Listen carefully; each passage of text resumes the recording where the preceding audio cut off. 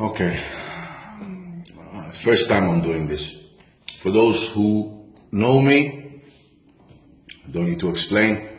For those who don't know me, my name is Andrea Salvaggi, and I've been involved with the American Bully breed from basically when we start calling them American Bullies. My opinion with all this talk that's going on right now, you know, what is classic, what is standard, what has changed, and look, let's get one thing clear. Back in the day, there were no clubs that recognized the American Bully, so we were stuck with the UKC, okay? And we registered our bullier style dogs that derived from crosses between Amstaffs and Pit Bulls back then as American Pit Bull Terriers. That doesn't justify the fact that those dogs did not fit the standard of the American Pit Bull Terrier. They were overdone dogs, which had more muscle, bigger heads, and were bulkier and heavier dogs. And that is why those dogs never fit the standard of the American Pit Bull Terrier.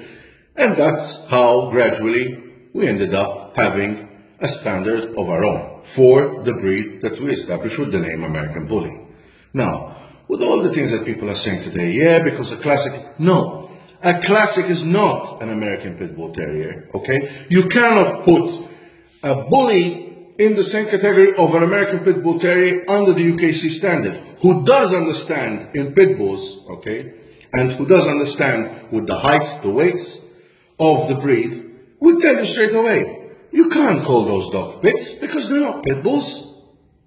Anyway, let's get back to the subject about this thing about classics.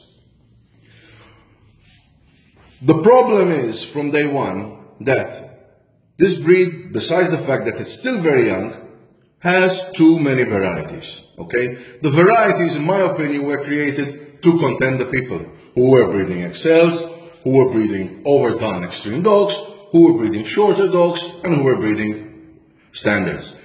In my opinion, the American Bully is one. Just one, okay? The rest is all out of standard, okay?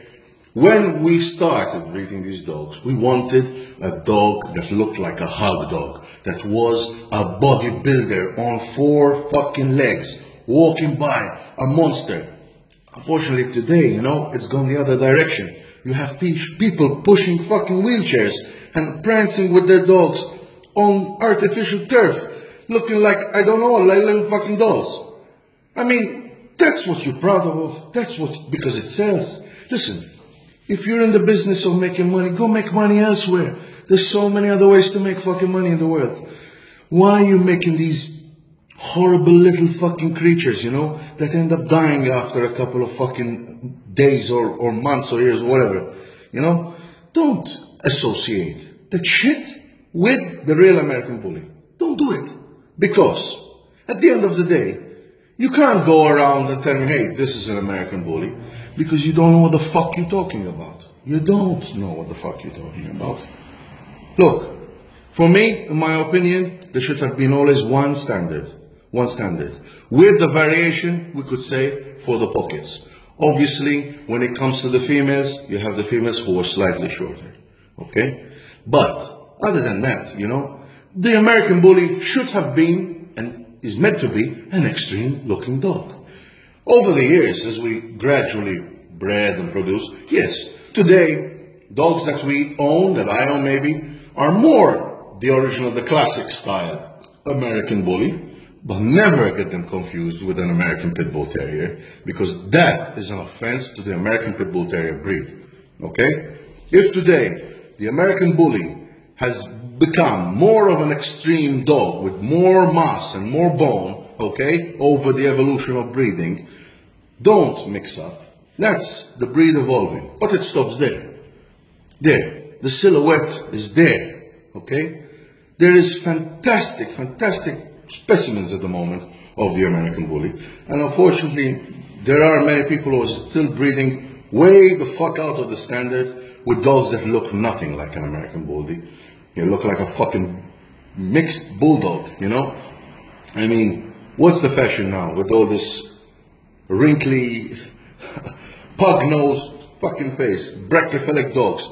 Back in the day, if a dog had an underbite, or the dog had a kink tail, or had a bad top line or a higher ear, it was blasphemy.